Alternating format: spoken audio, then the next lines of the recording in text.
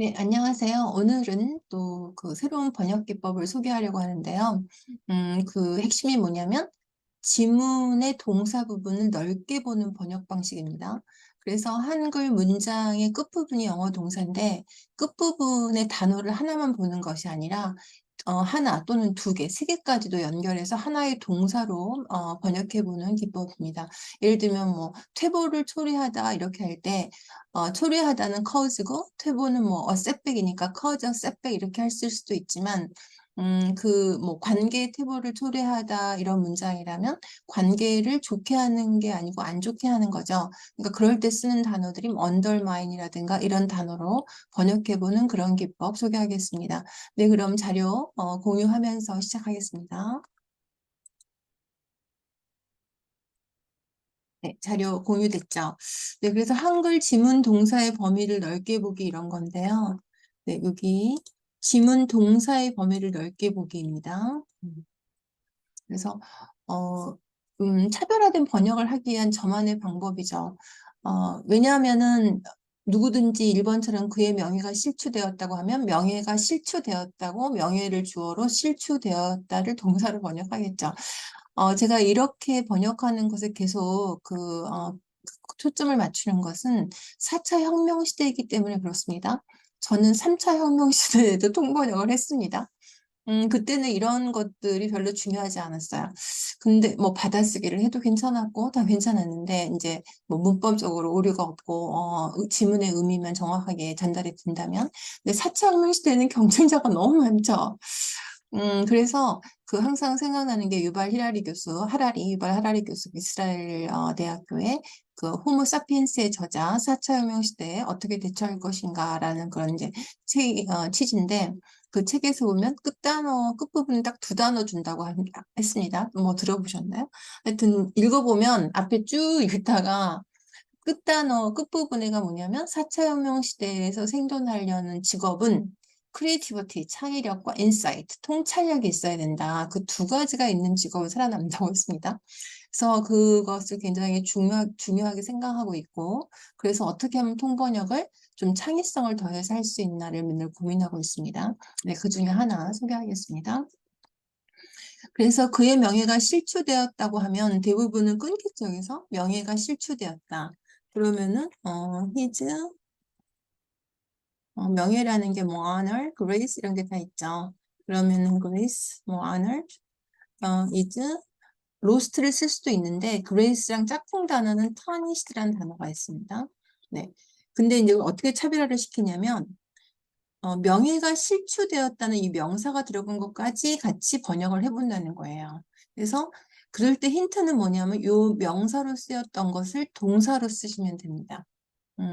한번 해볼까요? He is disgraced 이런 식으로, 뭐 dishonored 이런 식으로요. 네, 그래서 이 부분을 정리하면 여기 어떻게 하라는 거냐면 명사, 동사를 동사로 번역하는 거죠. 그럼 표현은 어떻게 해요? 표현? 구조를 먼저 구조라고 쓸까요? 표현은 어떻게 하죠? 위에 썼던 그 명사를 동사형으로 응용하면 되겠죠. 음, 네. 그래서 이렇게 한번 계속 진행해 보겠습니다. 계속 진행해 본다고 했잖아요. 그러니까 중요한 거는 이 뒤에 지금 7개의 문장이 준비가 되어 있는데 다 다른 말이죠. 하지만은 보시게 되면 같은 방식으로 번역한다는 것을 아실 수가 있습니다. 마치 옷을 갈아입어도 본인은 똑같듯이요. 네, 그래서 이 부분을 다시 한번 명심하고 이제 구조는 명사 동사를 동사로 번역해 보이고 그 표현은 명사를 썼던 이 명사를 어떻게 할까요? 진하게 할까요? 동사형으로 활용해 보는 거죠. 네. 그래서 그 다음에 두 번째는 정부의 새로운 정책은 시민에게 안도감을 준다 그랬습니다. 그러면은 정부의 새로운 정책은 보통 이렇게 하겠죠. 정부의 새로운 정책은 시민에게 안도감을 주겠죠. 그러면은 정부 한번 같이 해볼까요? The government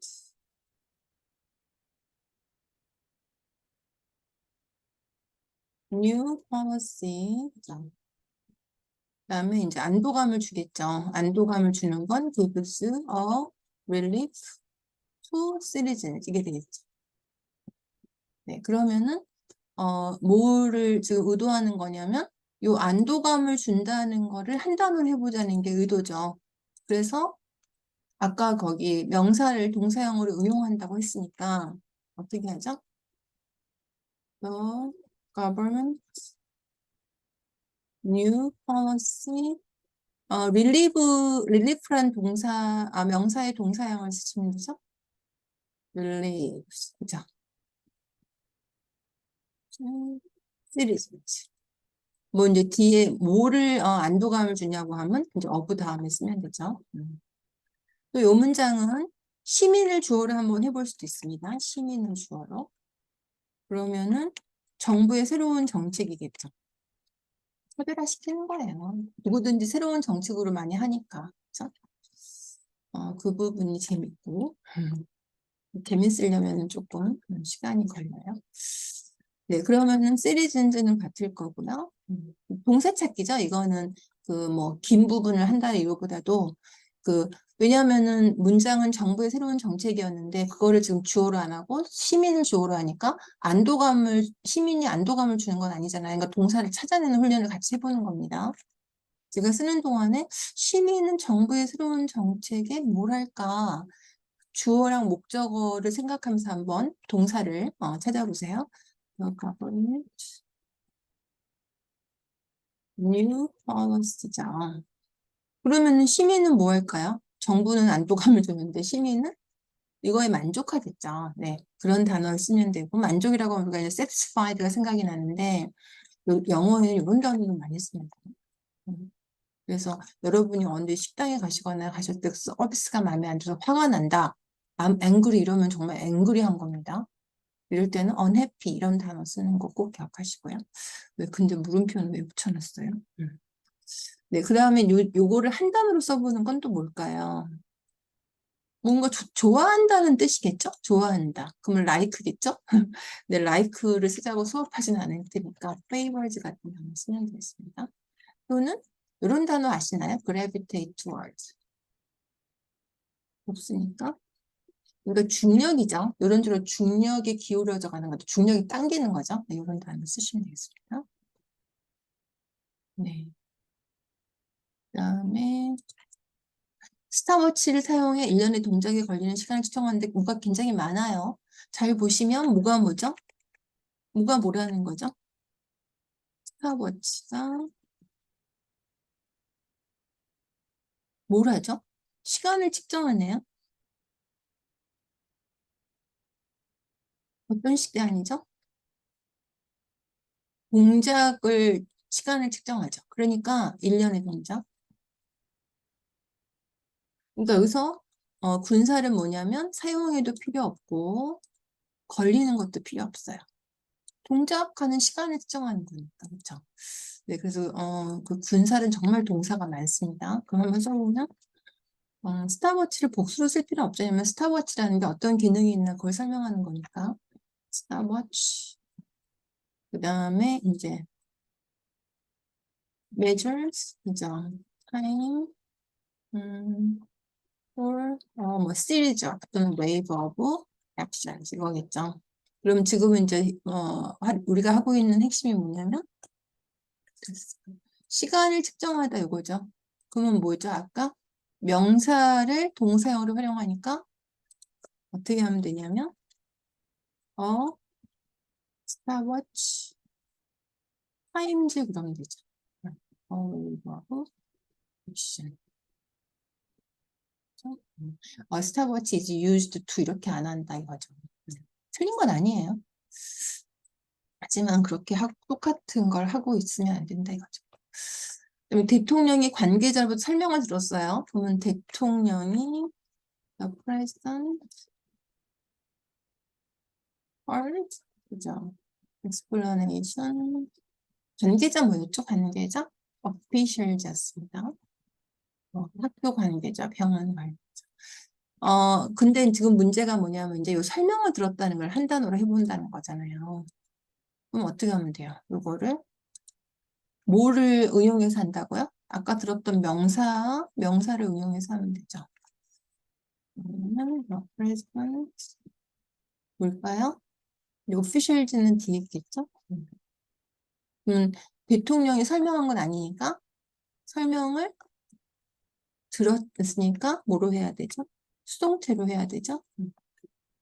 was explained. 이렇게 쓰면 되죠. 그래서 이제 물론 설명이라고 하니까 explanation만 있지만 이럴 때는 우리가 brief란 단어도 쓰죠. brief. 이런 식으로 하겠습니다. brief. 그리고 이제 여기는 여러분 좀 생소하실 거예요. debrief란 단어가 있거든요. brief는 설명을 하는 건데 debrief는 질문을 하는 거예요. 특이하죠? 네, 틀리기 좋은 단어죠. 그래서 꼭 외워두시고 he was debriefed on the mission. 그러니까 이제 질문을 하는 건데 수동이니까 질문을 받았죠. 네. 이렇게 하면 혼동이 될까요? 그래도 같은 거니까 was debriefed. 네, 외워두시면 되죠. He was 질문을 받았다가 뭐예요? He was asked인데 단어가 debrief란 단어를 기억하시면 되겠습니다. 네, 그래서 업그레이드가 되는 거예요, 표현이. 그렇죠? 그 우리가 꼭 해야 할 일이죠. 그 다음에 미국의 관세 정책이 주국의 심기를 건드려요. 그러면은 뭐가 이제는 조금 터득이 되셨나요? 뭐를 지금 목표로 하는 걸까요?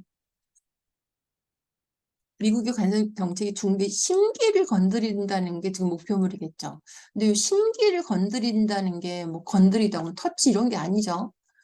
컨택트 이런 것도 아니고 의미가 뭐냐면 미국의 관세 정책이 중국을 뭔가 좋게 했어요, 안 좋게 했어요? 안 좋게 하고 있는 거죠. 네, 그런 표현을 자꾸 생각해 보시면 됩니다. 제가 미국의 관세 정책하고 중국을 쓸 테니까 그동안에 안 좋게 하는 단어가 뭘까? 관세 정책이 중국을 좀 안 좋게 하는 거잖아요. 그런 단어가 뭘까 생각해 보고 계세요. 어디서 뚝 떨어지지 않고 그런 생각하는 과정을 통해서, 프랙티스를 통해서 이제 탄생하는 거예요, 전문인이. The US tariff, 그죠? 전혀 처음 보는 표현도 이런 연습을 통해서 이제 만들어지죠. 금방. 하고 제가 쓴다고 한 게 차이나를 썼죠. 그럼 심기를 건드리는 건 뭐예요? 이럴 때는 불편한 것 같은 이런 거 쓰는 거예요. 그렇죠? 그럼 이제 다 써보면 어떻게 돼요? pose 이런 거죠. pose a threat. 그렇죠? 또는 안 좋게 하는 거. 이 단어 잘 못 쓰죠. challenge, 그죠? 하나 써보면 되죠.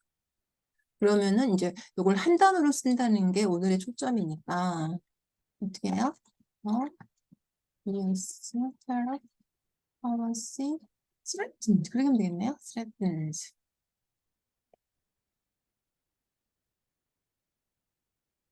또는 challenges. China. 이렇게 씁니다. 그죠? 신기해서 챌린지가 나올 줄이야. 그쵸? 하실 수 있습니다. 그 다음에 중동 지역의 상황이 불안정해짐에 따라 석유 공급에 차질을 빚고 있죠. 그럼 뭐가 뭐이죠?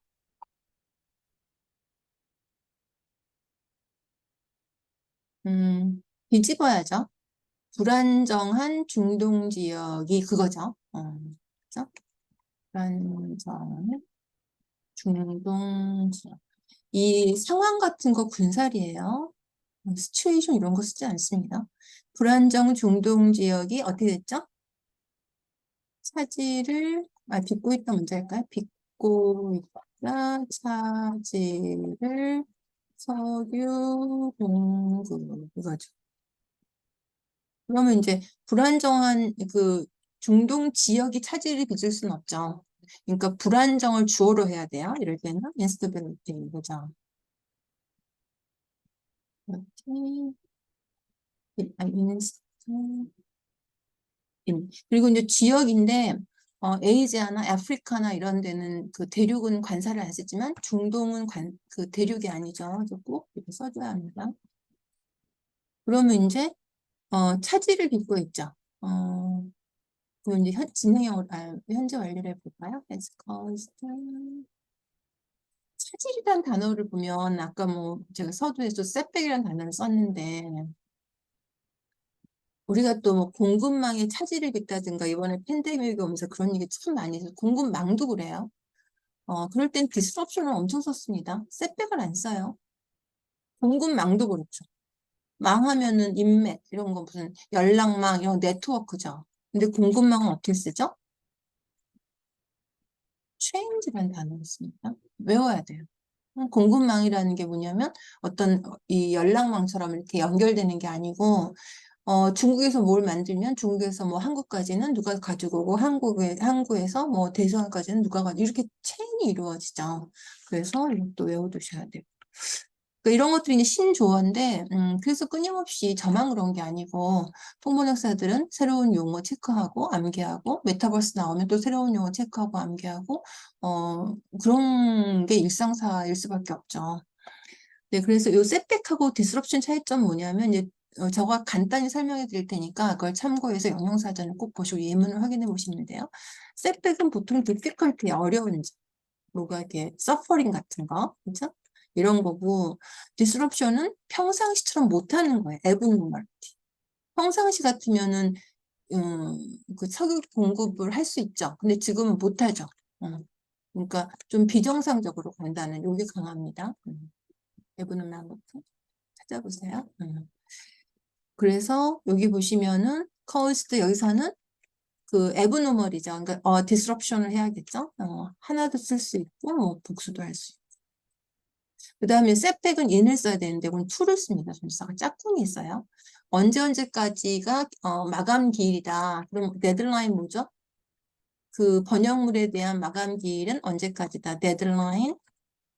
데드라인. 데드라인. 이 번역물에 대한 마감기. 대한이 온이 아니에요. 그래서 찾아보세요. 뭐 사전 보면 금방 알아요. 네, 그 다음에 이건 disruption 2를 써야 되고 disruption 2 가스 서플라이 가솔린의 약자죠. 그럼 됐죠. 그러니까 차질을 빚고 있다를 이제 된 거 아니네요. 이거를 이제 고쳐야겠네, 그죠? cause disruptions 2를 한 단어로 고쳐야 되죠. 데드라인. 내가 정리해보고요. 이건 어떻게 하면 되죠? 그러니까 instability,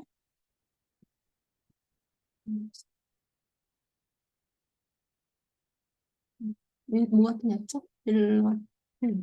instability, 그죠?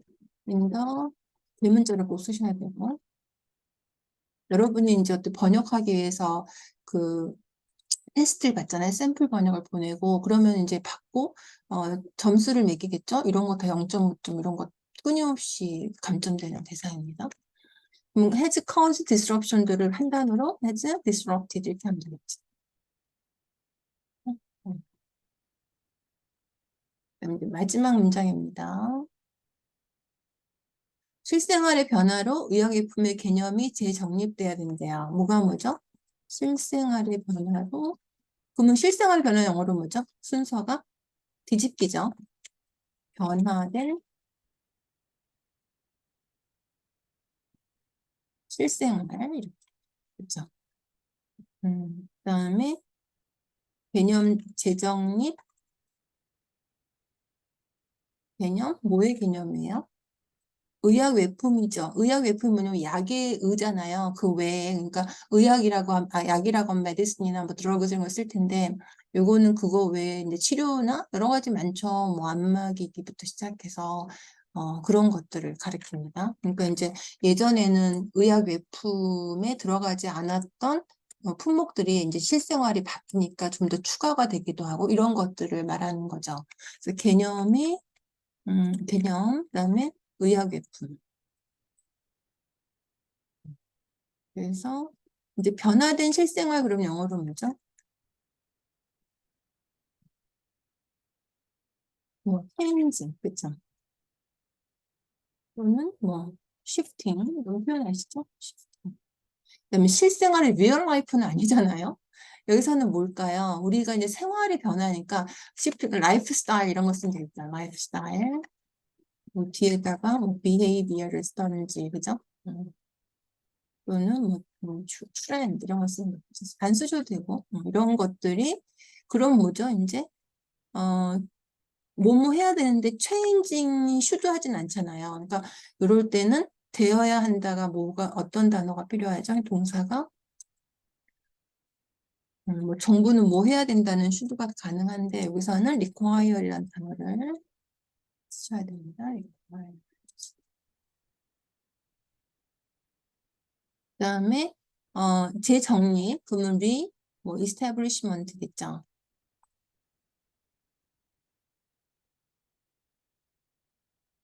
그리고 컨셉. 근데 아까 이제 컨셉인데 이 단어를 좀 고민을 해야 될 게 그 전에는 의약외품의 범위가 이 정도였는데 이제 실생활이 변화하니까 그게 바뀌었잖아요. 그러면은 이게 의약외품의 개념이 문제가 아니고 그렇죠? 의약외품이 어디까지 포함되나 이게 문제죠. 그래서 그럴 때는 definition이라는 단어를 씁니다. definition. 아니면 카테고리 것도 괜찮아요. 범위니까. definition, definition. 그 다음에 더, 리가 아니겠죠? 리. 또는 아까 더 카테고리를 쓰면 되겠죠. 리, 이제 의약용품 단어가 정해져 있으니까요. project works. 왜 빨간색으로 썼어요? required만 쓰면 되는데, 네, 이것도 좀 검은색으로 다시.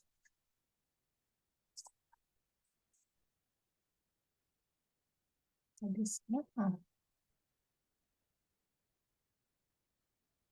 네, 그러면 이제 우리가 해야 되는 게 개념이 재정립되어야 한다. 이 부분을 동사로 쓰는 것이죠. 그러면 changing lifestyle requires 동사가 뭘까요? requires는 바꿀 수 없죠. 되어야 한다는 거니까. The re-establishment of the definition이나 the category를 주어로 하면 되겠죠. 그러면은 requires는 ing형을 씁니다. 그러니까 redefining, 그죠? 또는 recategorizing 이거죠. categorizing 그 다음에 categorizing.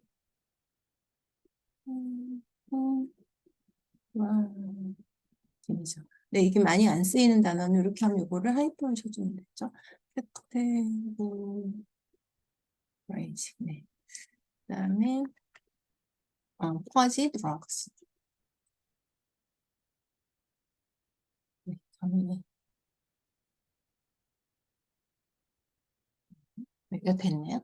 네, 그러면은 다시 정리해 보겠습니다.